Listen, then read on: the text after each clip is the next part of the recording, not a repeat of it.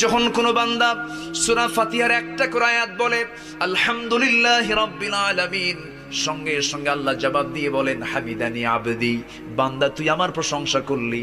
আর রহমানির রহিম যখন বলে আল্লাহ বলেন আসনা আলাইয়া আবদি। মালিক ইয়াউমিদ্দিন যখন বলে আল্লাহ বলেন মাজ্জাদানি আবদি।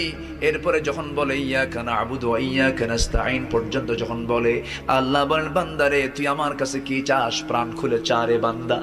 ইহদিনাস সিরাতাল মুস্তাকিম থেকে শুরু করে নিয়া ওয়ালাদ-দাল্লিন পর্যন্ত যখন বান্দা বলে তখন আল্লাহ বলেন বান্দা নামাজের মধ্যে এমন প্রেমের খেলা খেললি বান্দা, তুই যা চাইলি সব আমি আল্লাহ কবুল করলাম। ওই বান্দা যখন রুকুতে যায় আল্লাহ তখন অস্থির হন। ওই বান্দা যখন সিজদায় যাওয়ার জন্য প্রস্তুতি নাই, সমস্ত ফেরেশতাকে ডাক দিয়ে বলেন ও ফেরেশতারা, এই বান্দাগুলো আমাকে দেখলো না, রাসূলকে দেখলো না, কোরআনকে দেখে হাদিসকে বিশ্বাস করে আমাকে খুশি করার জন্য তার সবচেয়ে সম্মানজনক